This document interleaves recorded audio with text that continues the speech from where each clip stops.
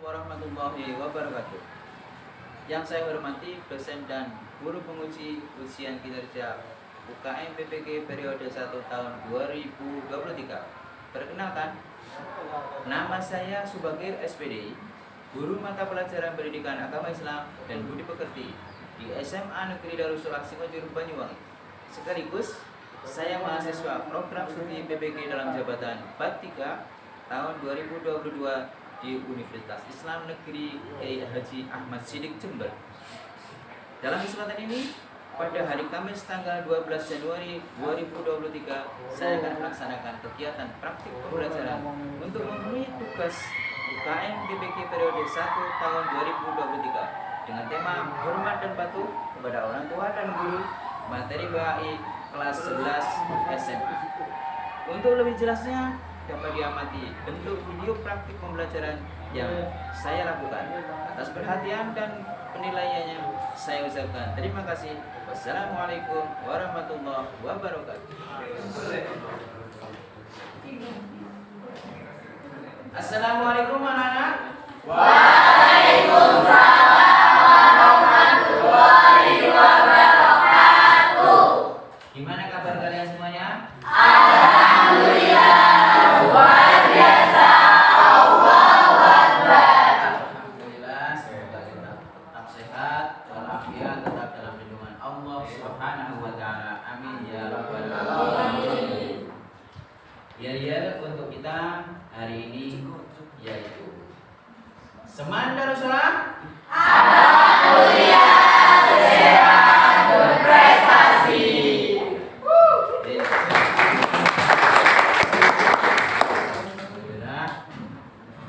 Sebelum pembelajaran dimulai, mari kita berdoa terlebih dahulu.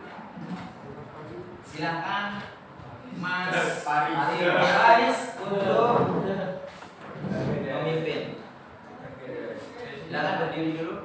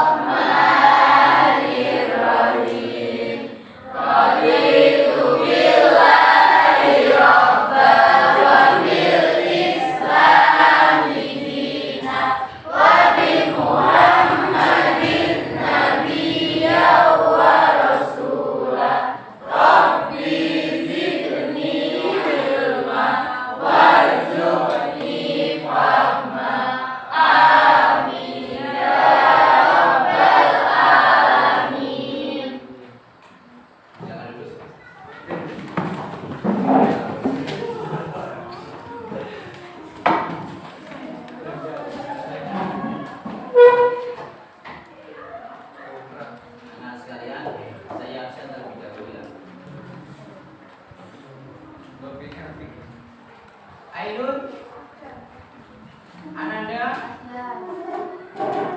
Aprilia, Ardani, Dora, Kiki, Naila, Saskia, Zenviro, ada. Alhamdulillah masuk semuanya.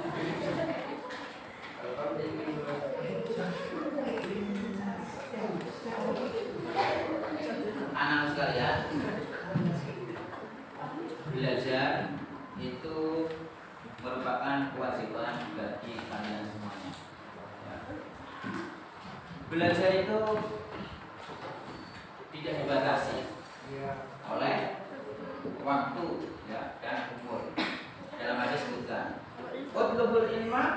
minal mahdi ilal lahdi.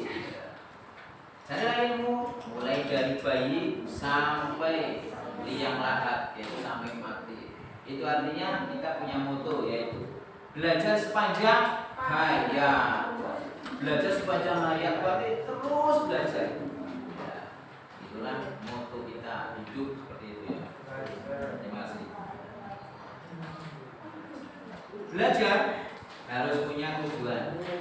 Materi pada pagi hari ini ya, materinya adalah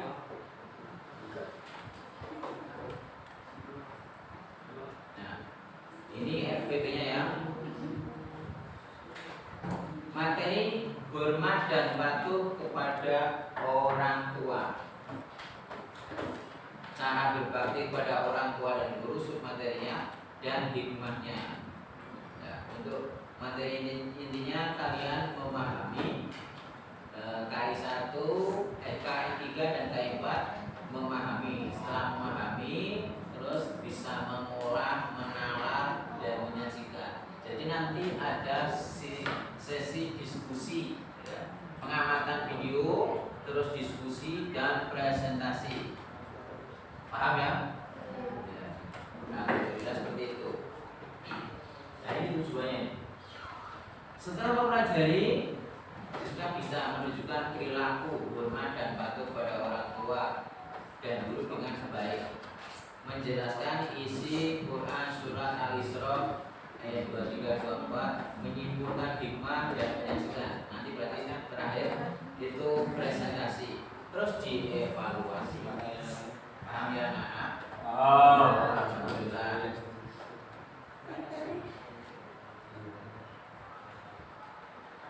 Selanjutnya cara berbakti kepada orang tua dan guru dan hikmahnya ini materinya. Terus model pembelajarannya gimana? Saya jelaskan dulu model pembelajarannya.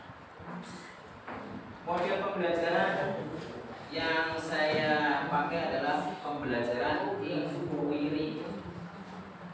Gimana itu inquiry? Nah, ini saya jelaskan dulu sebentar ya.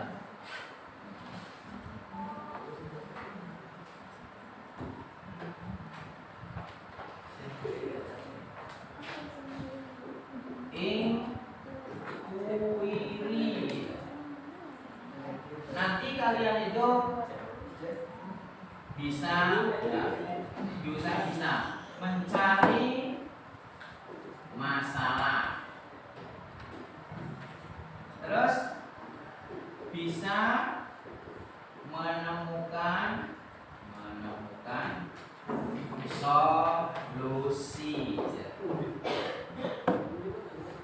solusi.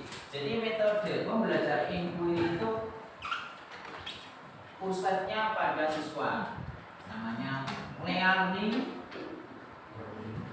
student standard center. Pembelajaran yang berpusat pada siswa. Jadi kalian harus aktif. Saya diam. Saya diam. Nanti pas diskusi ya saya diam. Jadi kamu bisa mencari masalah dan menemukan obatnya atau solusinya sendiri. Itu yang kami harapkan. Jadi kamu pikirnya harus kritis. Terus apa yang harus disajikan? Kamu bisa menulis gaya bahasa kamu sendiri, terus menyampaikan dengan gaya bahasa kamu sendiri. Ya. Jadi seperti itu. Paham ya? Oke? Ya. Alhamdulillah. Kalau sudah paham, kita menangkap dalam bahasa. Cara berbakti kepada orang tua, cara berbakti kepada guru, hikmah berbakti kepada orang tua, hikmah berbakti kepada guru.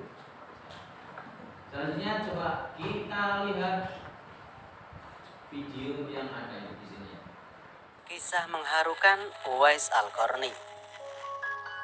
Nama beliau adalah Abu Amar bin Amir bin Jas'i bin Malik Al-Qarni Al-Muradi Al-Yamani. Beliau dilahirkan di Yaman saat peristiwa hijrahnya Rasulullah Shallallahu Alaihi Wasallam ke Madinah. Ia seorang tabi'in yang hidup di zaman Rasulullah, namun belum pernah bertemu dengan beliau. Uwais Al-Qarni tidak memiliki saudara satupun. Yang ia miliki hanyalah seorang ibu yang sudah tua renta, buta dan lemah. Bahkan Uwais Al-Qarni sendiri juga mendapat ujian, yakni sebuah penyakit sopak, tubuhnya belang-belang. Meskipun keadaan yang seperti itu, beliau tetap tumbuh menjadi pemuda yang soleh dan sangat berbakti kepada ibunya. Sampai-sampai Rasulullah SAW memujinya dengan berbagai pujian di hadapan para sahabat. Pandangan Rasulullah terhadap Uwais Al-Qarni. Rasulullah SAW menggambarkan tentang Uwais Al-Qarni. Beliau bersabda, "Wahai Abu Hurairah, sesungguhnya Allah mencintai di antara makhluknya para sahabat yang tersembunyi dan taat. Rambut mereka kusut, wajah mereka penuh debu, dan perut mereka kosong kecuali dari harta yang halal. Mereka adalah orang-orang yang apabila meminta izin kepada para penguasa, tidak akan diizinkan. Apabila melamar wanita kaya, tidak akan dinikahkan. Apabila tidak hadir, tidak akan dicari-cari. Apabila hadir, tidak akan dipanggil. Apabila mereka muncul, maka kemunculannya itu tidak akan membuat senang. Apabila sakit tidak dijenguk, dan apabila meninggal dunia tidak disaksikan." Para sahabat bertanya, "Wahai Rasulullah, bagaimana hubungan kami dengan salah seorang dari mereka?" Rasulullah SAW menjawab, "Dia adalah Uwais Al-Qarni." Mereka bertanya lagi, "Siapakah Uwais Al-Qarni?"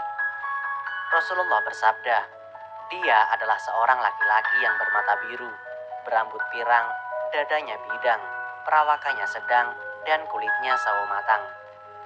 Dia senantiasa menundukkan pandangannya, menaruh dagunya di tempat sujud, meletakkan tangan kanannya di atas tangan kirinya, sambil membaca Al-Quran lalu menangisi dirinya sendiri.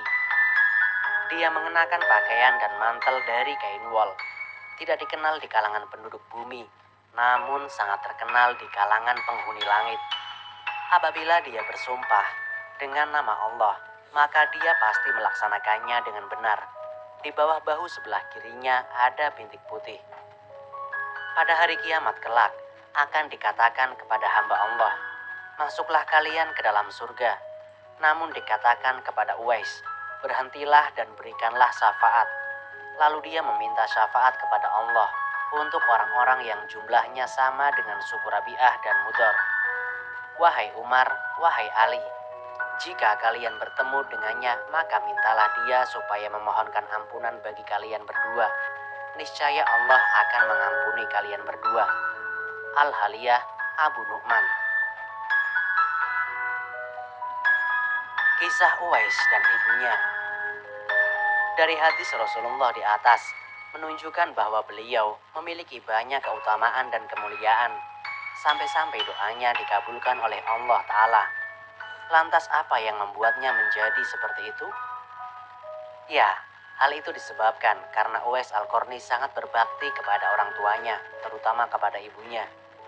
Salah satu kisahnya yang paling terkenal adalah saat menggendong ibunya dari Yaman ke Mekah. Berikut ceritanya. Dahulu, Uwais hanya memiliki ibu yang sudah tua. Apapun permintaan dan keinginan sang ibu selalu ia turuti. Hanya satu permintaan ibunya yang kala itu sulit sekali ia turuti, yakni pergi haji. Zaman dulu jika kita harus pergi ke Mekah, maka harus melewati gurun pasir yang tandus, panas, dan membutuhkan kendaraan serta bekal yang banyak untuk menuju Mekah.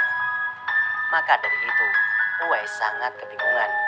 Di sisi lain, ia adalah orang yang sangat miskin dan tidak mempunyai perbekalan serta kendaraan untuk menghajikan ibunya.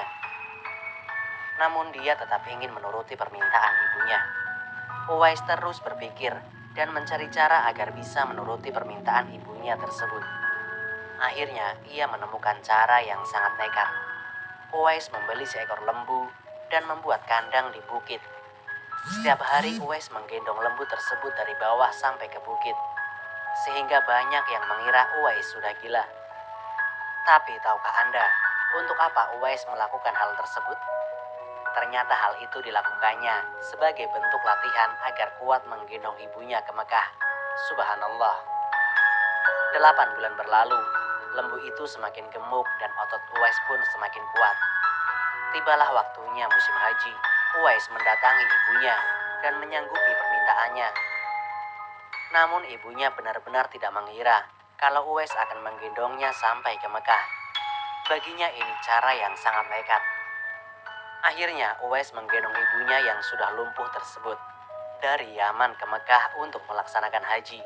Subhanallah, perjalanan yang sulit ia tempuh demi baktinya kepada sang ibu. Uwais berjalan dengan tegap dan kuat sampai ke Mekah. Bahkan ketika tawaf pun, Uwais tetap menggendong ibunya. Sang ibu sangat terharu dan menangis karena telah melihat Ka'bah. Di hadapan Ka'bah, Uwais Al-Qarni berdoa, "Ya Allah, ampunilah semua dosa ibuku." Ibunya pun bertanya, "Bagaimana dengan dosamu?" Dengan terampuninya dosa ibu, maka ibu akan masuk surga. Cukuplah ridho dari ibu yang akan membawaku ke surga. Jawab Uwais dengan tulus dan ikhlas. Allah memberi karunia-Nya kepada Uwais, kesembuhan pada penyakit sopaknya, hanya tertinggal bulatan putih pada tengkuknya, atau ada yang mengatakan pada telapak tangan. Hal itu sebagai tanda agar Uwais mudah dikenali sesuai sabda Nabi kepada Umar dan Ali, bahwa kelak mereka akan bertemu dengan pemuda yang mempunyai tanda bulat putih pada telapak tangannya, yaitu Uwais Al-Qarni. Itulah sepenggal kisah Uwais Al-Qarni dan ibunya. Selanjutnya, bagaimana kisah pertemuan Uwais dan Umar bin Khattab radhiyallahu anhu? Kisah mengharukan Uwais dan Umar bin Khattab. Setelah beberapa tahun berlalu, apabila telah datang kepada Umar sekelompok dari Yaman, beliau selalu bertanya, "Apakah di antara kalian ada yang bernama Uwais bin Amir?" Mereka menjawab, "Ya." Lalu Umar pun berjalan mendatangi Uwais dan bertanya, "Apakah engkau Uwais bin Amir?" Dia menjawab, "Ya." Umar bertanya lagi, "Dari Bani Murad kemudian Bani Koron?" Uwais menjawab, "Ya." Umar bertanya lagi, "Apakah engkau pernah terkena penyakit belang, lalu Allah menyembuhkannya kecuali yang tersisa hanya sebesar dirham?" Uwais menjawab, "Ya." Umar bertanya lagi, "Apakah engkau memiliki ibu?" Uwais menjawab, "Iya." Umar bin Khattab pun berkata, "Aku mendengar Rasulullah SAW bersabda, akan datang kepada Uwais bin Amir bersama utusan yang datang dari Yaman, dari Bani Murad. Dia memiliki penyakit belang, lalu Allah menyembuhkannya, kecuali yang tersisa hanya sebesar dirham. Dia memiliki seorang ibu yang sangat dia taati, dan dia perlakukan dengan baik. Apabila dia bersumpah atas nama Allah, maka dia akan melaksanakannya dengan benar. Jika engkau mampu untuk meminta kepadanya agar dia memohonkan ampunan untukmu, maka lakukanlah." Dari hadis Nabi di atas, maka Umar memohon agar Uwais mau mendoakan ampunan untuknya. Umar berkata, "Mohonkanlah ampunan untukku, wahai Uwais." Uwais menjawab, "Apakah pantas orang sepertiku memohonkan ampunan untuk orang sepertimu, wahai Amirul Mukminin?" Namun Umar terus mengulangi permohonannya. Maka Uwais pun memohonkan ampunan untuknya seraya berdoa, "Ya Allah, ampunilah Umar bin Khattab." Kemudian Umar bin Khattab kembali bertanya, "Kemana engkau akan pergi?" Uwais menjawab, "Aku akan pergi ke Kufah." Umar berkata, "Bolehkah aku menuliskan surat untukmu kepada penguasa di sana?" Uwais menjawab, "Aku lebih senang jika berada di antara orang-orang awam yang tidak terkenal di sana." Lalu Umar melanjutkan perkataannya kepada Uwais, "Siapakah orang yang engkau tinggalkan di Yaman?" Uwais menjawab, "Aku meninggalkan ibuku." Kemudian Umar terus mendesak lagi untuk memohon ampunan baginya. Umar pun berkata kepada Uwais, "Sejak hari ini engkau adalah saudaraku, maka janganlah engkau meninggalkan aku." Pada saat itu, Uwais melepaskan diri dari tangan Umar dan pergi ke Kufah untuk mencari rizki serta mendekatkan diri kepada majelis para ulama dan orang-orang zuhud di negeri Irak. Ketika Uwais hendak meninggalkan Umar bin Khattab untuk pergi ke Kufah, Umar bin Khattab berkata kepadanya, "Tetaplah di tempatmu, semoga Allah merahmatimu, sampai aku masuk ke Mekah, lalu memberimu tunjangan hidup dari harta pemberian pribadiku dan beberapa helai pakaian dari pakaian milikku." Kemudian Umar meyakinkan lagi seraya berkata, "Tunggulah di sini wahai Uwais, tempat ini tempat perjanjian antara aku dan engkau." Maka Uwais berkata, "Wahai Amirul Mukminin, tidak ada tempat perjanjian antara aku dan engkau. Aku tidak yakin engkau akan mengenali aku lagi setelah hari ini. Apa yang aku dapat lakukan dengan tunjangan itu wahai Amirul Mukminin, dan apa yang dapat aku lakukan dengan pakaian itu? Bukankah engkau melihat saat ini aku mengenakan pakaian dari mantel kain wol? Pada saat engkau bertemu aku lagi, bisa jadi aku telah merobeknya. Bukankah engkau melihat kedua sandalku ini ditambal? Pada saat engkau bertemu aku lagi, bisa jadi keduanya telah usang. Wahai Amirul Mukminin, di antara aku dan engkau ada rintangan yang menghalangi dan tidak dapat dilampaui kecuali orang yang kurus dan memiliki sedikit harta. Maka jadikanlah aku orang yang sedikit hartanya. Semoga Allah merahmatimu wahai Amirul Mukminin. Engkau dan aku akan berpisah di tempat ini." Lalu Umar pun pergi ke Mekah seraya mengucapkan salam perpisahan kepada Uwais yang berlalu pergi sambil menggiring untanya. Lalu dia memberikan unta itu kepada pemiliknya. Dia meninggalkan pengembalaan dan setelah itu dia hanya menghadapkan dirinya untuk beribadah. Nah, begitulah kisah Uwais Al-Qarni bersama Khalifah Umar bin Khattab radhiyallahu anhu.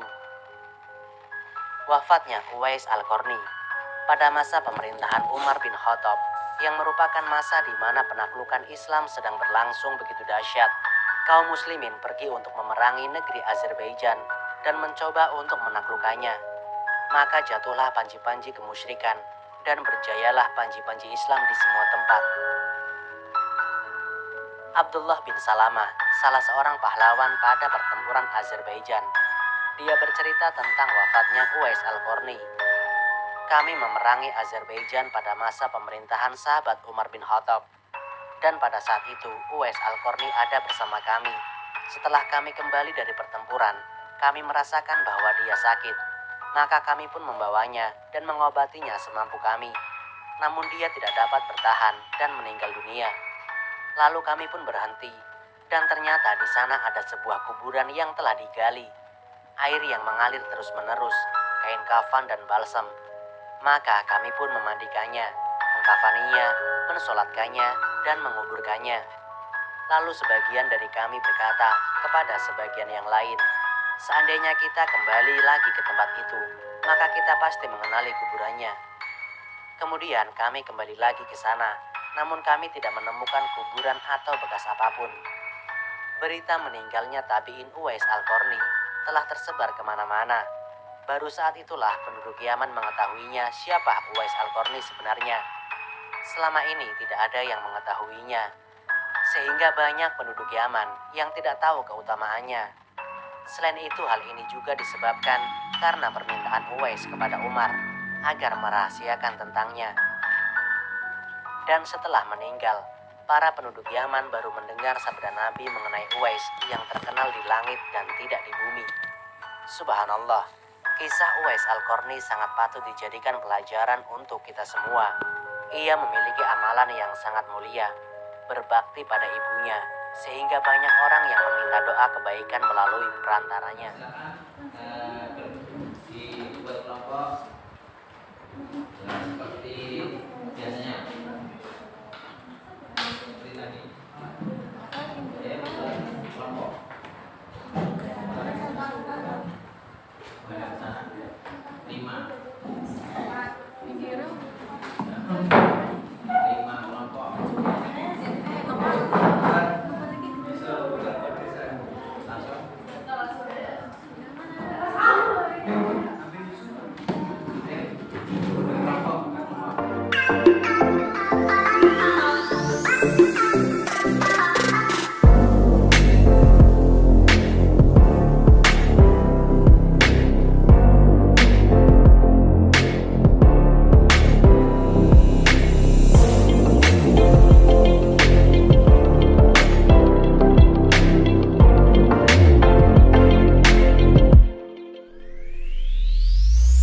Diskusinya sudah selesai?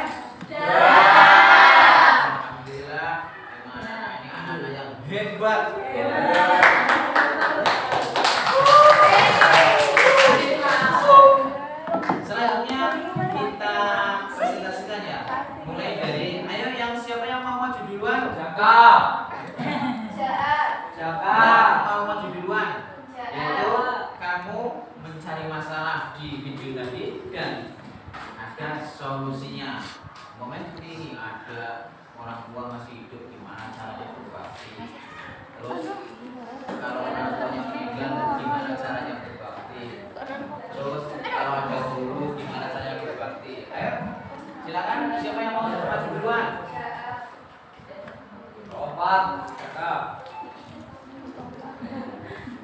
Yang satu, lompat.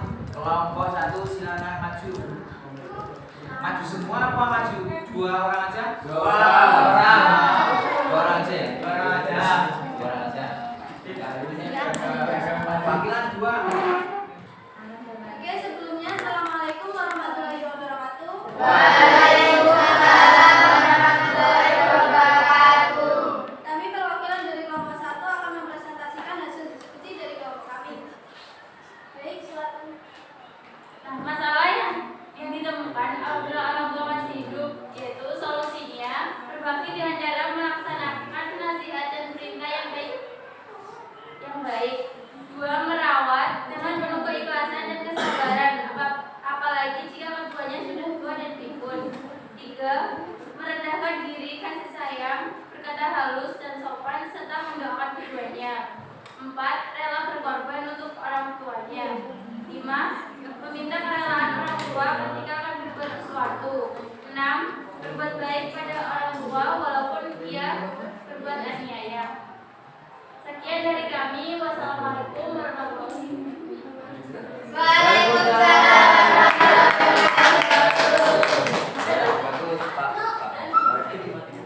Assalamualaikum warahmatullahi wabarakatuh. Kami dari perwakilan kelompok 2 akan mempresentasikan tentang bagaimana masalah yang ditemukan, yaitu orang tua yang sudah meninggal dunia. Solusinya adalah dengan cara merawat jenazah dan membagikan mengakani sholatkan dan berbahagia. Yang kedua, melaksanakan wasiat dan menyelesaikan hak atau ulang perjanjian yang ditinggalkannya. Yang ketiga, melanjutkan dari kartu yang di kemudian harinya atau kepada jadi keduanya.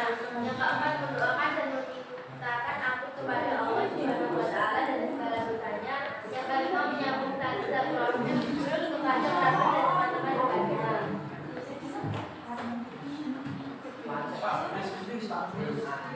Baik, wassalamualaikum warahmatullahi wabarakatuh. Waalaikumsalam warahmatullahi wabarakatuh. Kami perwakilan dari kelompok 4 ingin menyampaikan hasil diskusi kami, yaitu mengenai masalah yang ditemukan atas apabila kita di sekolah sebagai murid terhadap guru di mana kita berbagi. Nah, berikut merupakan solusi dari masalah tersebut. Pertama, yaitu menghormati dan selalu mengenangnya meskipun sudah wafat. Kedua, sabar terhadap perlakuan kasar atau alak guru-guru, berusaha memaafkan, turut mendoakan keselamatan guru. Ketiga, yaitu menunjukkan rasa terima kasih terhadap ajaran guru. Keempat, sopan ketika berhadapan dengan guru, tidak berpaling atau menoleh tanpa pengetahuan jelas, terutama saat guru sedang berbicara. Dan terakhir, berkomunikasi dengan guru secara santun dan lembut. Itu saja solusi yang dapat kami temukan dari dokumen tersebut. Selebihnya, jika terserah, bisa ditambahkan. Saya akhiri. Assalamualaikum warahmatullahi wabarakatuh.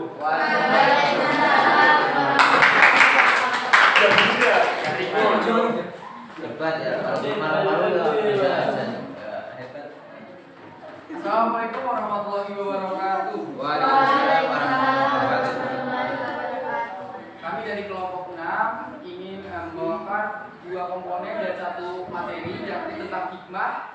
Yang saya akan bawakan tentang hikmah kepada orang tua, dan teman saya Rian akan membawakan hikmah tentang kepada. Perkenalkan nama saya Ananda Dini Prasetyo, dan saya tidak sendiri, saya dengan mas ganteng seperti saya. Perkenalkan, nama saya Muhammad Rizky. Oke. Lanjut ke materi tentang hikmah yang saya akan bawakan, yakni berbakti kepada orang tua. Berbakti kepada orang tua merupakan amal yang paling utama. Berbakti kepada kedua orang tua dapat menghilangkan segala kesulitan yang sedang kita alami. Berbakti kepada kedua orang tua dapat menjadikan kita dimasukkan ke jannah surga Allah Subhanahu wa Ta'ala. Apabila orang tua kita ridho atas apa yang kita perbuat, Allah Subhanahu wa Ta'ala pun juga ridho. Berbakti kepada orang tua akan diluaskan rezeki dan dipanjangkan umurnya. Selanjutnya, ya. Hikmah berbakti kepada guru. 1. Ilmu yang kita peroleh akan menjadi berkah dalam kehidupan kita. Yang kedua, ilmu yang diperoleh dari guru akan menjadi manfaat bagi orang lain. 3. Akan membawa berkah, memudahkan urusan, dianugerahi nikmat yang lebih dari Allah Subhanahu wa taala. Yang keempat, akan lebih mudah menerima pelajaran yang disampaikannya. Yang kelima, akan selalu didoakan oleh guru. Dan yang terakhir, ilmu dan kelebihan itu merupakan anugerah Allah Subhanahu wa taala, akan memberikan anugerahnya kepada orang-orang yang dimudahinya. Sekian dari saya. Oke. Sekian dari kelompok 5. Semoga apa yang kita ucapkan, materi yang kita bawakan bisa diambil hikmahnya dan bisa dipelajari juga. Oke, sekian, terima kasih. Assalamualaikum warahmatullahi wabarakatuh.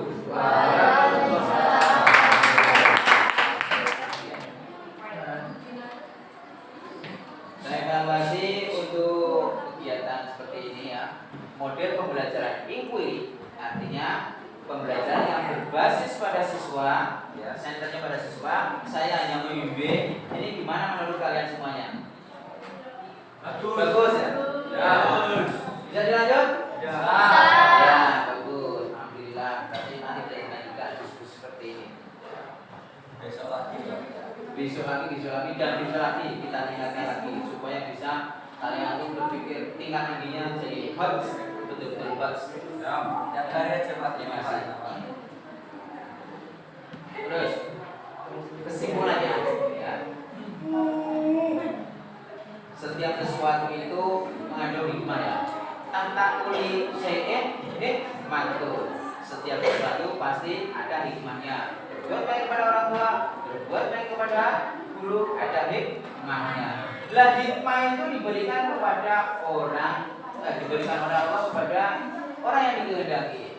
Paman dia hikmah dan ya khairan kasiro. Karena siapa yang diberikan hikmah berarti dia telah diberikan kebaikan yang banyak sekali ya. Terutama kalau berbagi kepada orang tua dan kepada guru. Nanti semuanya akan bermanfaat. Saya doakan kalian semuanya supaya bisa sukses dalam kehidupan mendatang. Amin. Baik. Untuk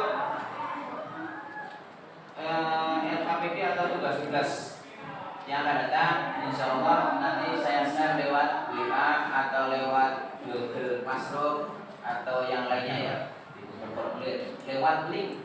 Insya Allah nanti bisa ya, pembelajaran yang selanjutnya ya. Jadi nanti kita bisa bertemu di lain kesempatan. Terima kasih anak-anak ya. Untuk mengakhiri kegiatan ini, mari kita tutup pembelajaran ini dengan bacaan doa. Doa apa anak-anak? Doa kafaratul majlis. Doa kafaratul majlis. Ini anak-anak. Ya, ini doanya. Ya. Mari kita tutup. Silakan anak-anak menghadap ke sini. Ya. Dan kita tutup bersama-sama.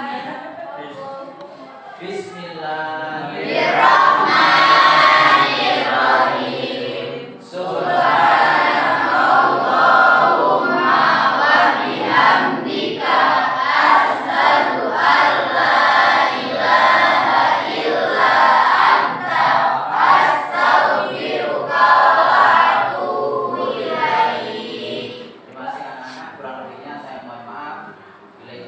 Wassalamualaikum warahmatullahi wabarakatuh.